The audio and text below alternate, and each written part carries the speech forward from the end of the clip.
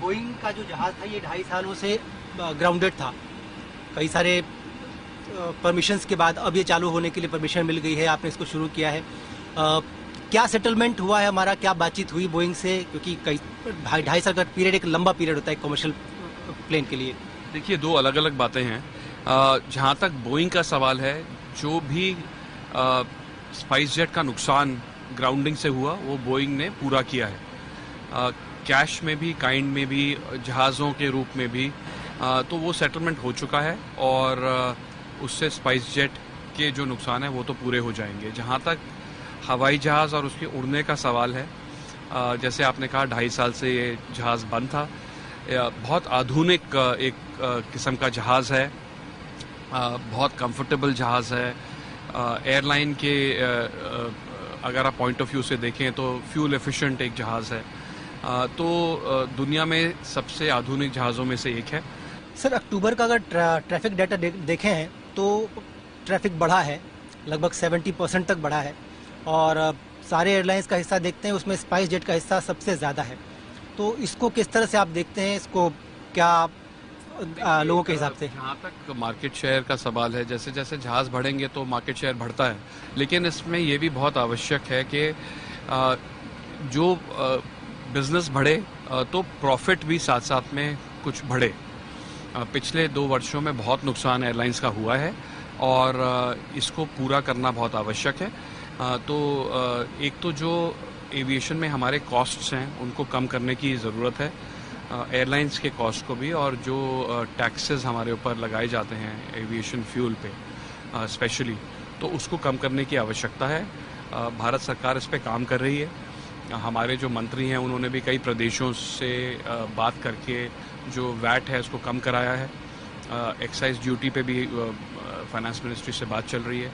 तो हमें लगता है कि भारत में एविएशन का बहुत स्कोप है, बहुत छोटे छोटे शहरों को जोड़ा जा सकता है, बहुत टूरिज्म बढ़ सकता है, बहुत बिजनेस बढ़ सकता है। तो आने वाले कुछ दिनों में कई सारे प्लेयर्स, कुछ की तो री एंट्री है और कुछ नए प्लेयर्स आ रहे हैं, जैसे कि आकाशा है, उसने भी कहा कि अप्रैल तक वो शुरू करेगा। जेट एयरवेज आ रहा है। तो ऐसे में हम किस तरह से देख रहे हैं कंपटीशन और इसका क्या फ़र्क पड़ेगा आपके रेवेन्यू पर या आपके मार्जिन्स पर? देखिए, कंपटीशन तो हमेशा भारत के एविएशन सेक्टर में रहा ही है। आप याद करें कि किंगफिशर एयरलाइंस थी पहले, जेट एयरवेज थी, पैरामाउंट एयरलाइंस थी, एयर डेक्कन थी, कई एयरलाइंस आई गई। तो ये सेक्टर हमेशा कंपेटिटिव रहा है, आगे भी कंपेटिटिव रहेगा। आवश्यकता इस बात की है कि ये रैशनल कंपटीशन रहे। कंपटीशन से क्या होता है कि आपको एक यू आर फोर्स्ड कि हम अपने आप को और एफिशिएंट बनाएं, हम नई नई चीज़ें करने की कोशिश करें। जैसे स्पाइस जेट ने अपना कार्गो का बिजनेस शुरू किया, या अलग अलग तरीके के मेंटेनेंस एंड रिपेयर का बिजनेस शुरू किया, या ट्रेनिंग का।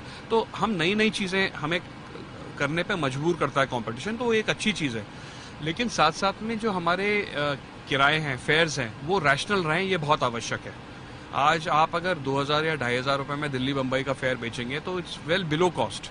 तो ऐसा नहीं होना चाहिए। तो हमें ये लगता है कि नए प्लेयर ज़रूर आएँ, लेकिन रैशनल कंपटीशन करें। टाटाज एयर इंडिया को लेगा तो इससे रैशनैलिटी बढ़ेगी और लोग प्रॉफिट की तरफ कोशिश करेंगे कि एक रीजनेबल प्रॉफिट बनता रहे एयरलाइंस का, और अगर ऐसा होगा तो सभी का लाभ होगा। सर, कार्गो बिजनेस की बात करें, आप हब बनाने की बात कर रहे हैं देश में। आप स्पाइस जेट का भी कार्गो बिजनेस है, इसकी इवेल्युएशन को लेकर बातचीत चल रही थी। ये बातचीत कहाँ तक पहुँची है, किस तरह के निवेशकों से बातचीत हो रही है, आगे क्या प्लान्स हैं इसको लेकर? देखिए, कार्गो बिजनेस तो एक ऐसा था कि जो एक एडवर्सिटी थी, उसमें एक हमें अपॉर्चुनिटी मिली, हमने इसको कार्गो के बिजनेस को बढ़ाया।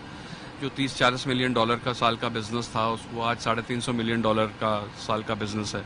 तो बहुत तेज़ी से बढ़ोतरी इसमें हुई कोविड के समय पे, और आगे भी बहुत तेज़ी से बढ़ोतरी होने का हमें लगता है कि एक अपॉर्चुनिटी इसमें है। तो हम इसकी बात कर रहे हैं, इन्वेस्टर से भी बात कर रहे हैं। हमें लगता है 10,000 करोड़ की वैल्यू के लगभग इसकी हमें इसकी मिलनी चाहिए, और इसमें हम जल्द से जल्द आईपीओ को भी लाने की कोशिश करेंगे। एक स्कीम सुनाई पड़ रहा है कि वेडिंग सीजन को लेकर प्लान किया है। क्या है ये एग्जैक्टली ये स्कीम? क्योंकि सुनने में बड़ी इंटरेस्टिंग सी लग रही है, बड़ा रोचक लग रही है, इसका नाम भी बड़ा सुंदर है। इसके बारे में कुछ बताएंगे? हमें लगता है कि देखिए पिछले वर्ष शादियां बहुत कम हुई कोविड के चलते। इस साल बहुत शादी होने वाली है, तो हम हवाई सेवा और चार्टर फ्लाइट्स उनको देना चाहते हैं। बहुत इसकी डिमांड भी आ रही है और हमें लगता है कि बड़ी इंटरेस्टिंग बात है कि कई लोग तो ऐसा है कि शादी भी अपनी हवाई जहाज़ में ही कर रहे हैं, ऊपर उड़ते उड़ते एक यूनिक तरीके से अपनी शादी को सेलिब्रेट कर रहे हैं। तो जैसे मैंने कहा, स्पाइसजेट को तो हमेशा अच्छा लगता है कि नई नई चीज़ें करते रहें और दिल वाले दुल्हनिया उड़ा के ले जाएंगे, एक ये इसका नाम हमने दिया है। और हमें लगता है कि एक अच्छा पैकेज जिनका विवाह हो रहा है उनको हम शुभकामनाओं के साथ एक हवाई सेवा का भी एक अच्छा पैकेज दें।